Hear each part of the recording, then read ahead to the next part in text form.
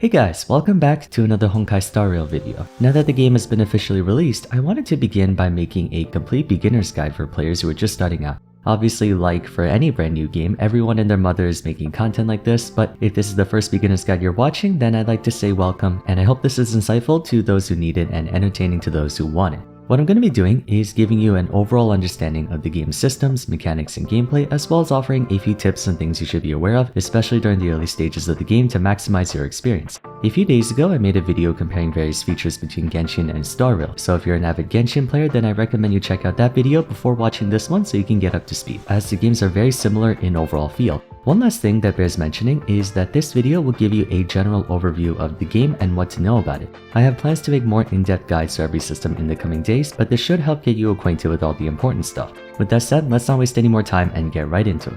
Like any RPG, combat is a big aspect of Honkai Star Rail, and depending on if you're a fan of turn-based combat or not, this can make or break your impression of the game. Personally, I enjoy both real-time and turn-based action, so I'm perfectly fine with that. How it works is there's an overworld phase and a battle phase. While in the overworld, by making contact with an enemy either by walking into them, attacking them, or being attacked by them, the battle phase begins at neutral or with one side having a first strike advantage, not unlike how other RPGs allow first hits, such as Paper Mario. While in battle, you pilot a team of up to 4 characters versus the enemy team, and the way turn order is decided mainly comes down to each unit's speed stat. Fast units get to move first and occasionally be able to act multiple times before someone else does. When a player's turn starts, they get to choose between 3 commands: basic attack, skill, or ultimate. Basic attacks generate skill points which are consumed by using skills. You can hold up to a maximum of 5 at a time. To use a character's ultimate, you have to generate energy, which can be accumulated through a variety of ways, most of them pertaining to dealing damage. These ultimates can be activated during any one of your party members' turns, and do not constitute using up a turn. As for enemies, they have 2 combat stats of interest, their health bar behaving like a traditional health bar, and a toughness meter. The toughness meter can only be damaged by attacks of the elements that the enemy is weak to, indicated above them. If their toughness bar gets reduced to 0, they get inflicted with what is called a weakness break, causing them to take additional damage and a debuff based on the element of the attack that dealt the breaking shot. With this in mind, there are 7 elements in the game: physical, fire, ice, lightning, wind, quantum, and imaginary, and the weakness break for each one goes as follows. Physical, fire, lightning, and wind apply damage over time to a weakened enemy, while ice does the same as well as freeze them, locking them out of 1 or more turns. Quantum and imaginary are a bit different. The former pushes the enemy back in turn order while dealing quantum damage over time, while imaginary pushes the enemy back in turn order and lowers their speed.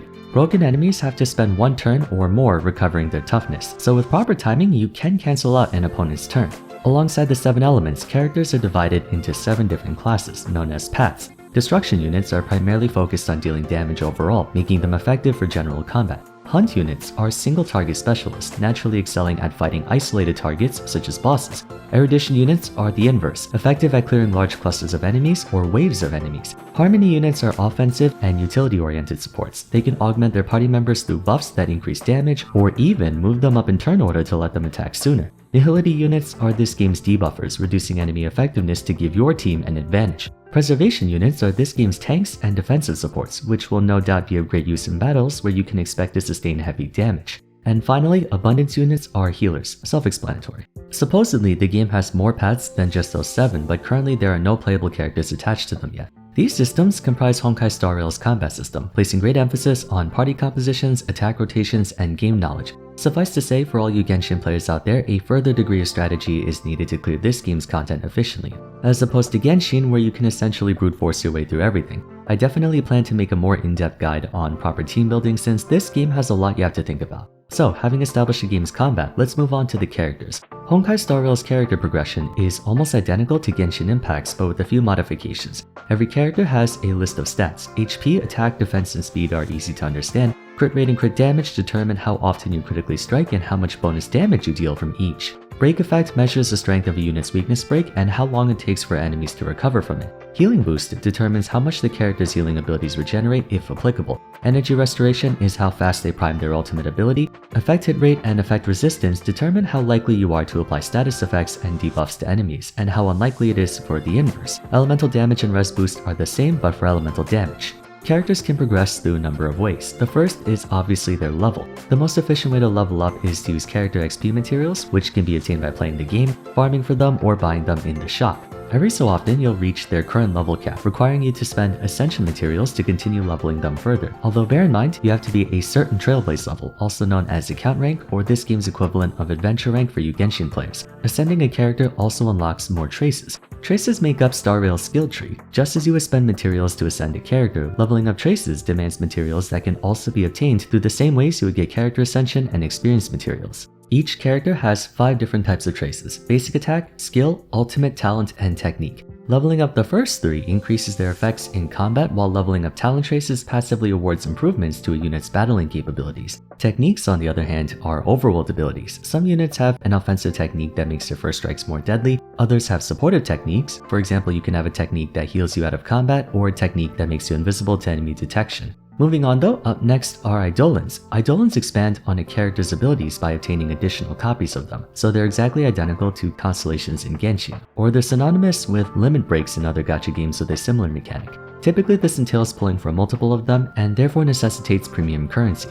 So those are all the character-centric stuff. Now let's go to their equipment, starting with light cones. Light cones are this game's weapons, each of them providing health, attack, defense, and a passive bonus. Light cones are also upgradable and ascendable in the same fashion as characters. Their passives can also be enhanced further by acquiring duplicate copies and superimposing them on top of one another. While they all appear to look the same visually, light cones can only be equipped by members of their corresponding paths. For instance, some light cones may only be equipable by Destruction Path units or Nihility units. It's important to choose the right weapon for every character, as one may make use of a light cone's passive more synergistically than another. The main way of getting more light cones, especially the better ones, is to pull them through Star Rail's gacha system, or buying them through the exchange. The other aspect of equipment are relics, which may look familiar to Genshin's artifact system. There are 6 types of relics: head, hands, body, feet, planar sphere, and link rope.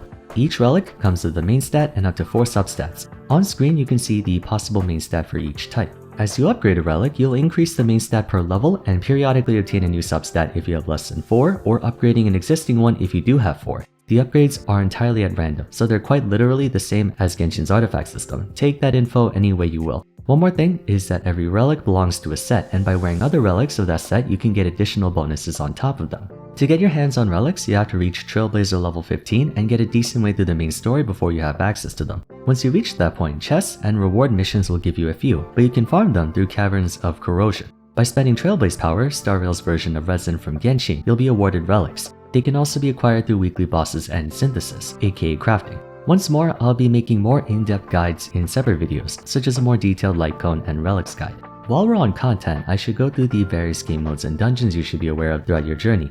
As you play through Star Rail, you'll encounter a number of dungeons that you can enter to farm resources and materials in exchange for Trailblaze power to progress your account. The different stages are Calyx, Stagnant Shadow, the aforementioned Cavern of Corrosion, and Echo of War. Calyx stages are responsible for giving you credits and XP materials used to level up your characters and light cones. Depending on the day of the week, Calyx stages give materials pertaining to a specific path. So for example, on Monday and Thursday you have Erudition and Harmony, Tuesday and Friday you have Hunt and Nihility, etc. Just like how materials for weapon and talent ascension differ based on the day of the week in Genshin. 10 trail power per Calyx run. Stagnant Shadows award character ascension materials in the same fashion, 30 trail power per run. Cavern of Corrosion hooks you up with relics and costs 40 power for one stage, pretty hefty.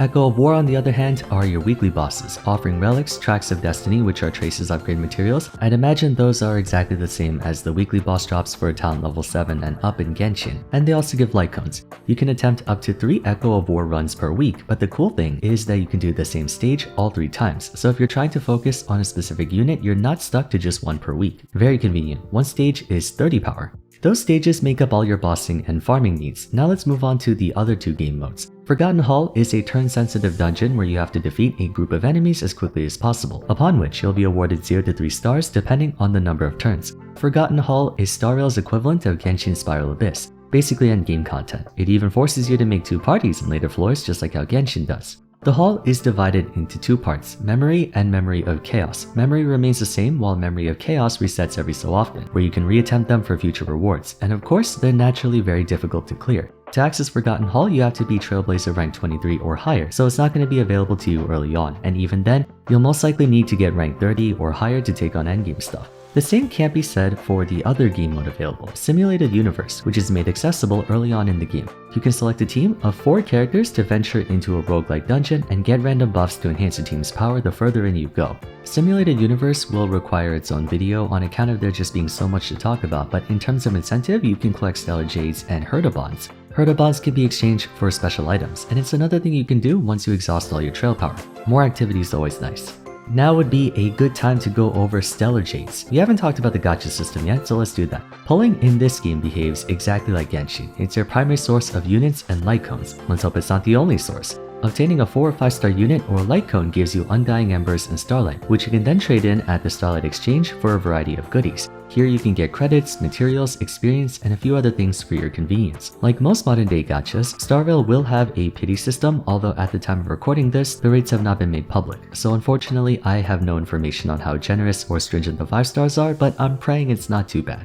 I think that about wraps up all the important systems, content, and features you want to make note of at the start of your adventure. In terms of overall progression, the game basically tells you what to do up until you complete the first area, Jarilla 6. So until that point, you should follow along with the main questline. From then on, I suggest you prioritize unlocking everything you possibly can. That includes all the game modes, opening up every dungeon access point, and advancing your Trailblazer rank. For all you Genshin players out there, progression through early game Star Rail is virtually the same as progression through early game Genshin. So if you remember what you had to do there, you can also do it here. Star Rail's main storyline is relatively gentle in terms of difficulty, so you won't have to concern yourself too much with properly gearing or leveling your teams until later on. You should also try to complete the Operation Briefing as quickly as you can. It's Star Rail's equivalent of the Adventure Handbook, all those beginner quests you have to do at the beginning of the game.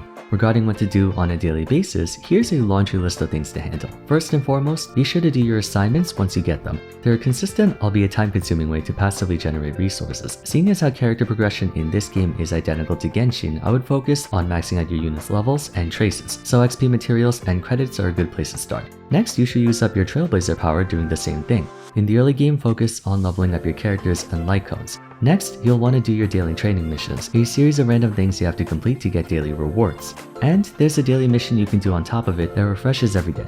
That covers just about everything I wanted to go over. Obviously, there's a ton of more things to look into, but for a beginner's guide, that should give you a decent understanding of the game's foundation. Above all else, make sure to enjoy your time. I know because it's a new game, many players are trying to go crazy on like min-maxing and binging everything, but I do recommend you take your time and enjoy Star Rail. It's a really fun game, so be sure to savor it. Hopefully this was helpful to everyone. Be sure to stay tuned for more in-depth guide videos in the coming days. I know I'm more of a game discussion channel and not really a guide one, but don't worry, provided my Star Rail videos do well enough, you can expect my normal content style for Star Rail in the near future. The game just came out after all. It would be way too early to make a why no one plays.